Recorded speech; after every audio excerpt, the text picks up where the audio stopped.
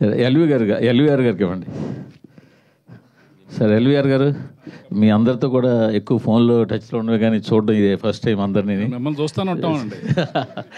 మీ ఇంటర్వ్యూలు మీ రివ్యూలు చూడకుండా మేము ఏ రోజు నిద్రపోమండి. మూర్తి గారిని చూడకుండా మేము పడుకోం.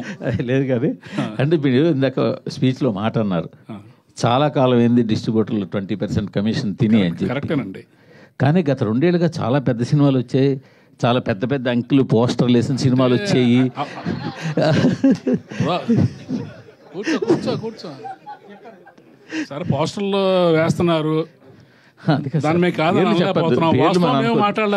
మీరు పంపిణీ చేశారా వేరే వాళ్ళు పంపిణీ చేశారా అంత పక్కన పెడితే గత 2 ఏళ్ళుగా పెద్ద పెద్ద పోస్టర్లు వేసిన సినిమాలు వచ్చాయి, కొంతమంది డిస్ట్రిబ్యూటర్లు ఫారిన్ తీసుకెళ్లిన సినిమాలు వచ్చాయి హిట్ అని చెప్పి. మరి కమిషన్లు తినకుండా మరి ఇవన్నీ ఏంటంటారు? దౌర్భాగ్యం అదేనండి. మేము బయటకు మాట్లాడకూడదు, మాట్లాడితే విరోధం.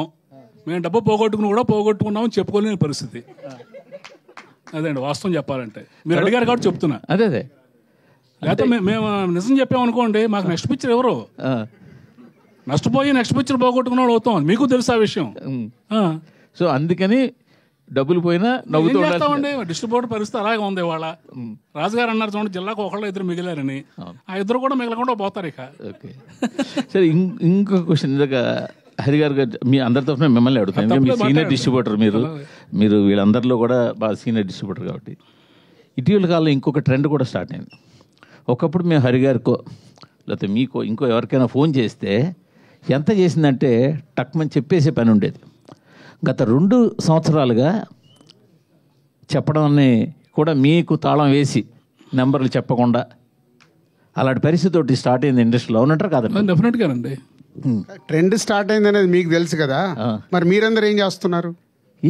చెప్తున్నా, అదే అడుగుతున్నా. నేను అడుగుతున్నాను ఒక ప్రొడ్యూసర్గా ట్రెండ్ స్టార్ట్ అయింది, అన్నీ ఏకుతారు కదా. ఆఫీస్లో ఇది జరుగుతుంది, ఆఫీస్లో వాళ్ళని తీసేశారు, ఆఫీస్లో భోజనాలు మానేశారు, ఇవన్నీ రాస్తారుగా. మరి ఇది జరుగుతుంది అన్నప్పుడు మీరేం చేస్తున్నారు? జర్నలిజం అంటే క్వశ్చన్ అది మీరు చెయ్యాలి, వాళ్ళని అడగడం కాదు. మేమందరికి మాకు వీక్నెస్ ఉందండి, మా అందరికి మా వీక్నెస్ ఉంది.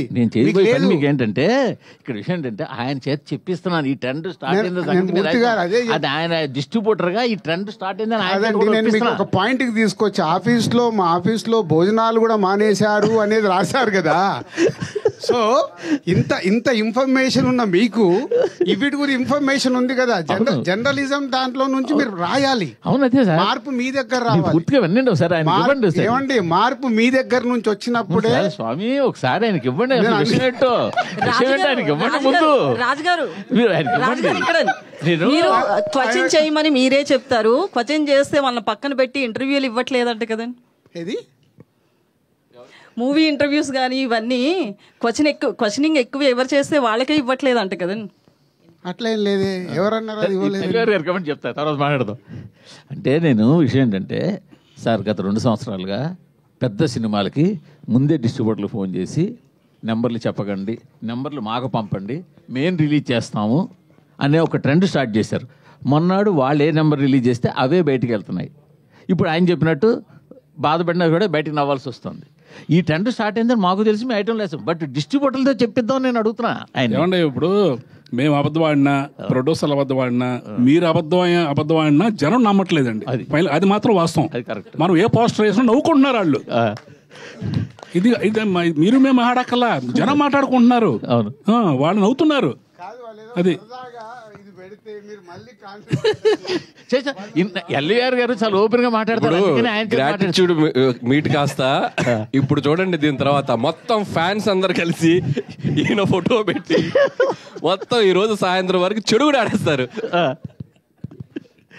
ఓకే, అంటే మూర్తి గారు, మనకు మీకు తెలుసు, మాకు తెలుసు, అందరికి తెలుసు. సో ఏదన్నా మార్పు రావాలంటే దయచేసి నా రిక్వెస్ట్ మీడియా మిత్రులకి, ఆఫీసులలో అవి ఇవి జరుగుతున్నాయని రాయకండి. ఎందుకంటే అది మా ప్రొఫెషన్.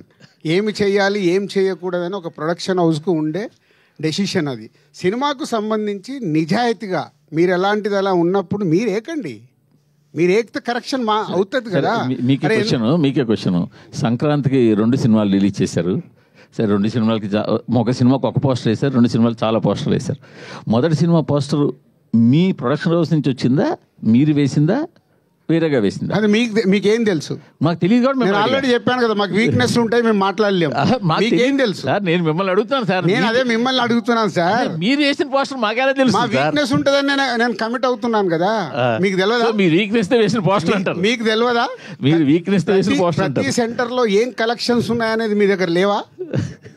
ఫస్ట్ మీ హరి చెప్తున్నా, అందరికంటే ముందు మీ దగ్గరే ఉంటాయంట. సో మీరే క్యాల్కులేట్ చేసి వేయండి నెక్స్ట్ నుంచి పోస్టర్ ప్రతి సినిమాది. బెటర్, ప్రాబ్లం సాల్వ్ అయిపోద్ది.